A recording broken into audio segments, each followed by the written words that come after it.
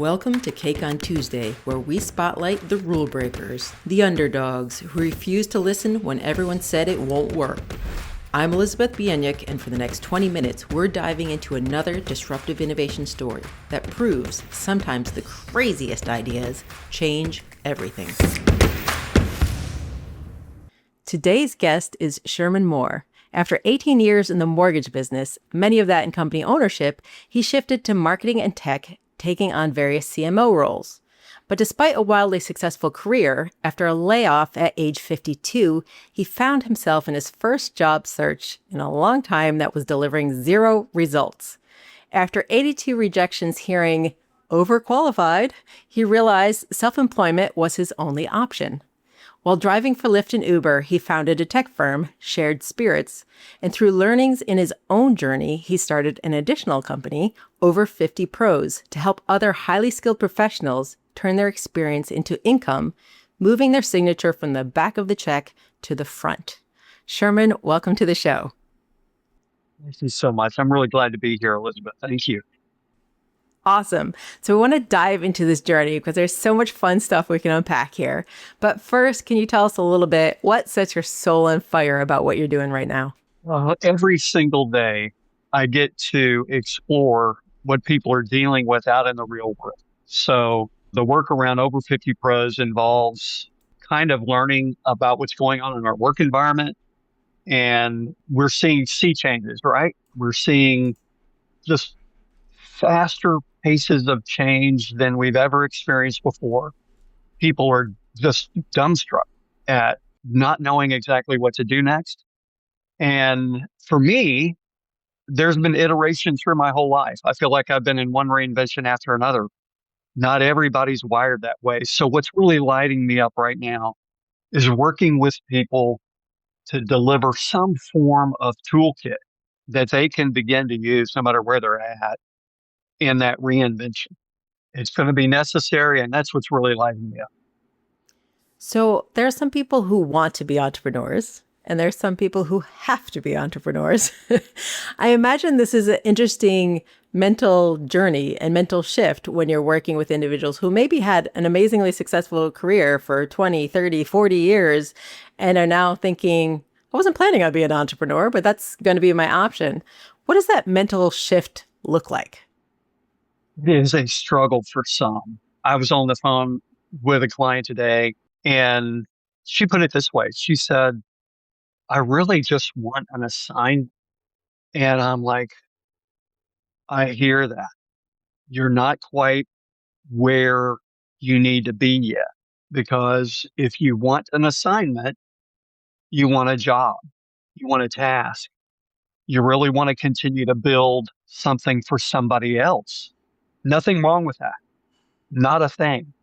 But your expectations need to be managed because what worked for you 10 years ago is not going to work for you now. So you have to have a different mindset. So really a lot of the work that I'm doing, and I've heard even your other guests begin to talk about, is this mental shift that people need to make associated with taking more agency over everything they do, whether they're still employed by somebody else or whether they're really making a proactive move to self-employment. They almost have to begin, I don't say almost, they have to, that's weak language. They have to begin to operate internally in their companies as though they're mindful. What's the cost center of my division look like? What's the profit center of my division look like? What's the balance sheet of my division look like? They have to put on a mentality around what it would be like if they were running things at their desk as opposed to just working on a task. That's the first shift I'm trying to help people understand.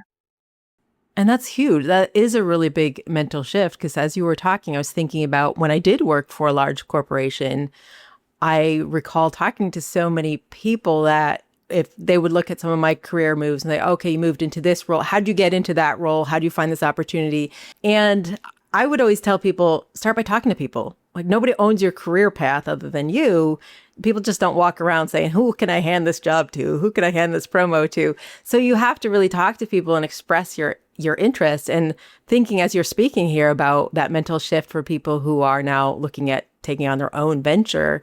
It actually is something we should be doing earlier, really realizing that you own your career path, even if you are working for somebody else. You are your own little mini business and you have to brand yourself and market yourself and put yourself out there. I imagine it's really hard for people who have been in a role for many years because it's an identity shift, right? Is that where it starts, as an identity shift? Totally. We're reading a lot of this online, this identity shift, and most every conversation I'm having now, every podcast that I do is really around that identity shift. It's around that subtle little kind of look in the mirror people have to have, and they do have to begin to separate the role from the identity. They begin to have to really assess the components of their own identity separate and apart from their company. The client I talked to this morning said, I didn't even have to apply for the job I'm in. It was just kind of offered to me. I didn't even interview for it. I said, well, how'd you get it? And she said, well, I showed up. I was in conversation with people. I said, you just described how the best jobs are now being delivered. That's an They're not interview. being delivered via interview. They're being delivered by virtue of networking. People walking around, raising their hands saying, hey, I'm here, coach, throw me the ball. And that's the position she put herself in. And on the identity side, she said something really key. She said, this is so interesting. It's so apropos to today's conversation. She said, I worked really hard to get to the pay grade I'm at. I don't want to settle for anything less than that. And I said, okay, the first move you're going to have to make is to separate who you are from what you think you earn, because what you earn is irrelevant to another company. What you do to generate their revenue is all that really matters. So if you're going to stay plugged into a task where you're given an assignment, what we have to do is begin to dissect what you've done over the last 7 years to add revenue to the company and the division you work for. Because if we can't properly attribute your role, your activity to the revenue that was made by that company or the people you supported that generated the revenue, then we're going to have a hard time cobbling together the kind of history that you need to be marketable to another employer. Does that make any sense? Yeah, 100%. I'm thinking that whole shift is something that, I personally went through over the last couple of years of making that shift. And okay, well, let's make this personal. Like, if I want to ask Sherman about your own journey, you had to go through that identity shift before you could now help other people go through that. What was that like for you? When it first started, as I left the mortgage industry, it had become a significant part of my life. I was in association leadership. I was a president of an association. I had worked hard and thought it was going to be my life. And through the course of professional shifts, personal shifts, so oftentimes our professional life takes a turn when our personal life does, right? And that's what happened to me as well. We are the same So, person. Yes. oh my goodness, identity was recast. And one of my favorite mentors used to say, you have to have a breakdown before you have a breakthrough.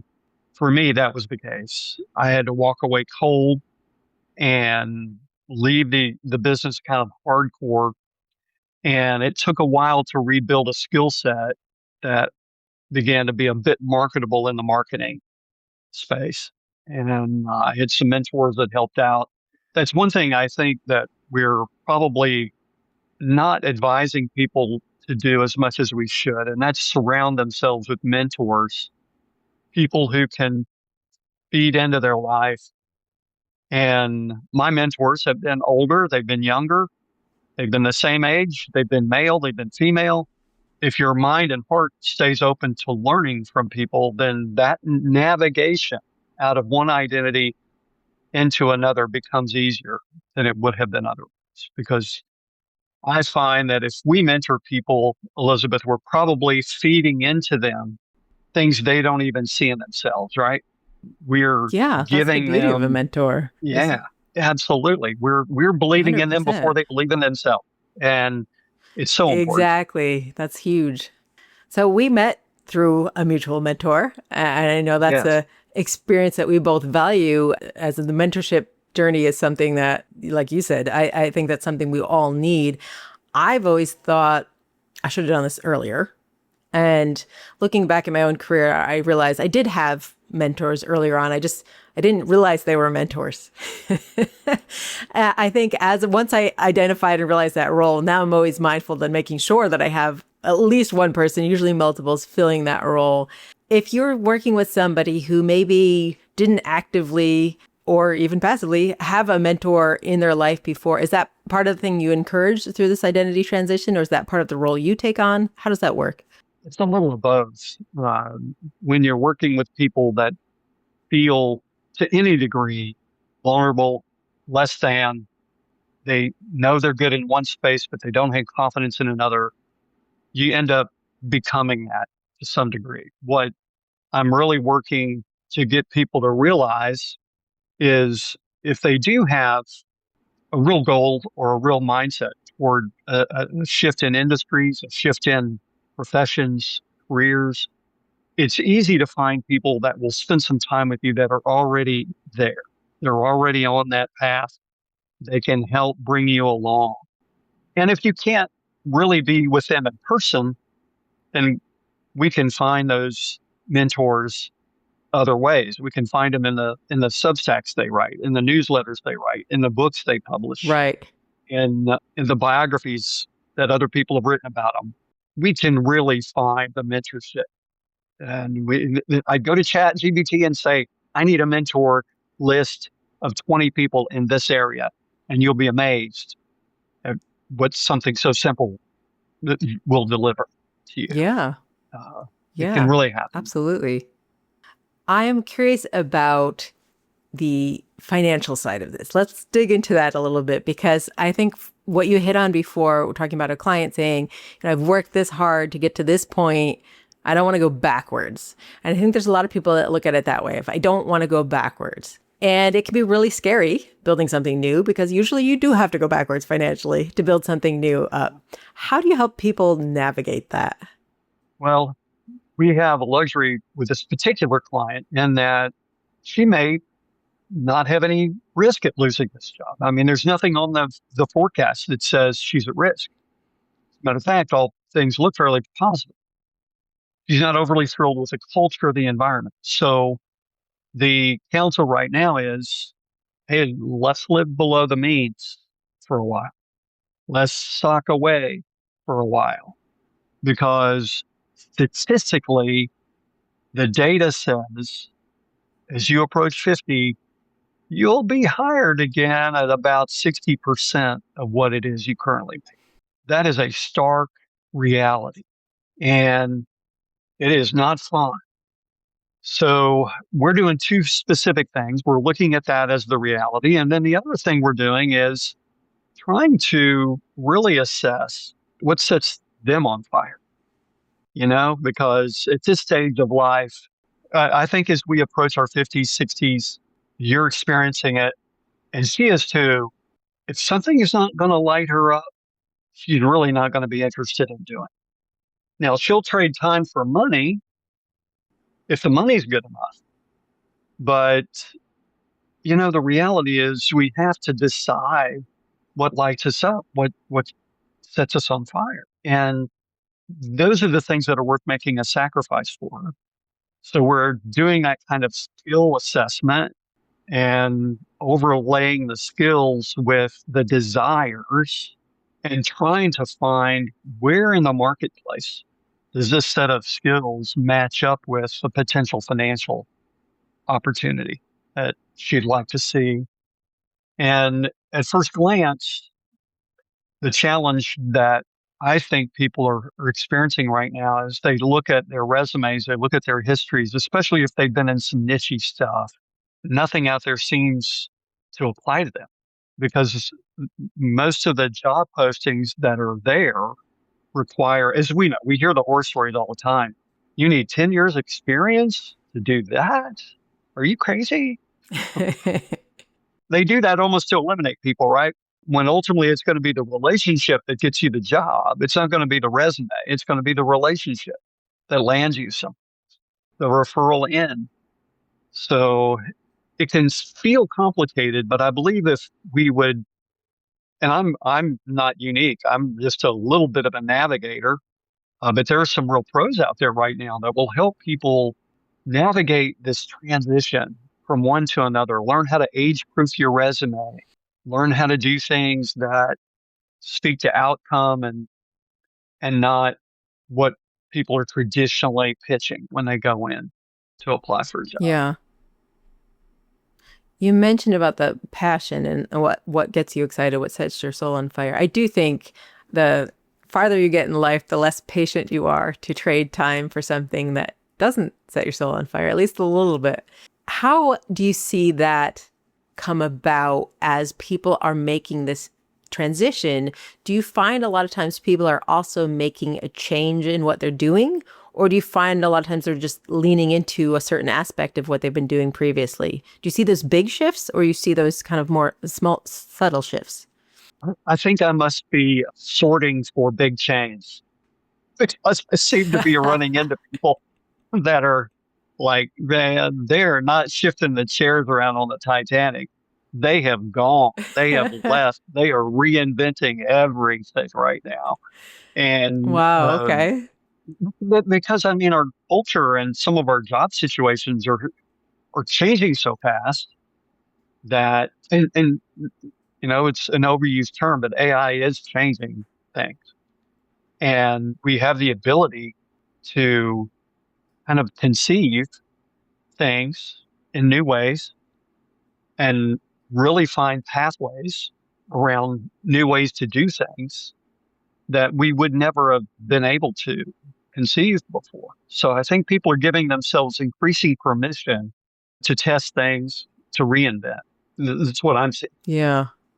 Do you find that once you reinvent once, you're more likely to reinvent again? Because I'm curious about your own path. You went from the mortgage industry to starting a tech firm to now starting a new business model that is helping people navigate that themselves. It's almost like learning a language. You learn one, the next one's a little bit easier, next one's a little bit easier. Do you find once people do a reinvention, they continue to reinvent? That's a great analogy. I do think that's the case. It gets easier to envision a change when you've done it once or twice. And there was a period of fairly significant learning around enterprise level sales, SaaS models, and other things that I got to be employed at before I was somewhat permanently unemployable and had to start the tech company. You know, there were a myriad of tasks in between that period that allowed me to build on the reinvention. And I think for me, it's been primarily around choice. I would like to say I was forced, but the reality is I chose, I could have gone to work for a state government somewhere and be content in a cubicle and been okay. But that was not the path for me. And I don't believe it is for most people. We have less control over that path. So reinvention has become increasingly necessary. Right, right.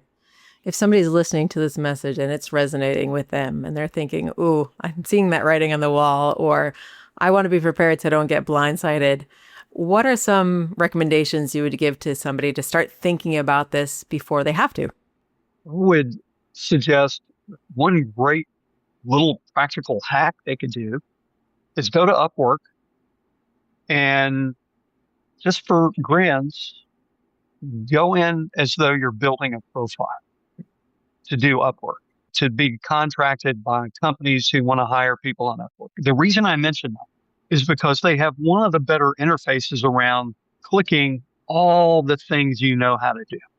Most Hmm. people will be immensely surprised at the things they've learned how to do over the last 20 or 30. They don't give themselves enough credit. They don't understand that the applicability around the nominal things that they consider nominal are actually skills, and they build on one another. I have very little, let me give you a good tangible example. I have very little skills on Excel. It's just not my thing. I've not been jazzed by it. What I can do, however, is take your spreadsheet and I can go to Claude. And if I know what you're trying to accomplish with that spreadsheet, I can go to Claude and I can code a solution with the help of Claude that will deliver that in many cases as a web service now instead of an Excel spreadsheet. So when people start to marry their skill sets with real problems that they've solved for over the years, they can be introduced to new ways to solve problems and new ways to add value. So I'm asking people to answer your question. Sorry, I made it too long an answer there, but do a skills assessment. Start with that. Before anything else, you've got to use a notepad to do it. Write down everything you know how to do. I don't care if it's from changing diapers to changing a filter in an air conditioner to doing pivot tables on Excel. List everything. Yeah. And you'll be surprised when you start to enter that list into an AI model and say, hey, tell me what this might mean. I don't think people do that enough. Yeah. I think you hit on three really important things there all in one. Like one is doing the self-audit of a skills assessment. Two is using a tool like Upwork that to help you go through a guided skill assessment. And three is then looking at what are the synergies across that and if I combine a couple of these, does that create something net new that is useful in the world right now? And those are three distinct and very valuable actions. Love that. So Sherman, if people want to learn more about you, your company, what you're doing now, where can they find you? Where can they reach out? What I'd love for folks to do is go to frontofthecheck.com.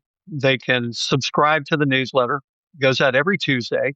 I got tickled about 2 weeks after I named the newsletter. I was mindful that I aged myself instantly, just even with the name of the newsletter. Our younger crew won't even know the context around front of the check, but It's most okay. It people speaks to your target market. it speaks to the target market. The premise I love the simply analogy. is that, yeah, we want people to take ownership and agency over their futures and to be the ones that write their own checks as opposed to endorse them when made to them by somebody else. So the front of the check is really a good place. I deliver information, resources, and inspiration every Tuesday, and there's going to be something there. And if they log in or if they subscribe, they're going to see a series of freebies that I have available for them around resources that they can use immediately to get some help. Awesome. Sign up, y'all. I am signed up to Sherman's Front of the Check newsletter, and I promise you he does not spam you. He only sends good stuff. So I will highly endorse it. Thank you so much, Sherman, for being here on the show. Thank you. I appreciate it. Thanks for joining another Cake on Tuesday celebration of beautiful disruption. Please share it, review it, and find more innovative stories at podcast.cakeontuesday.com. I'm Elizabeth Bienyik. Be bold, stay curious. Now go have some cake.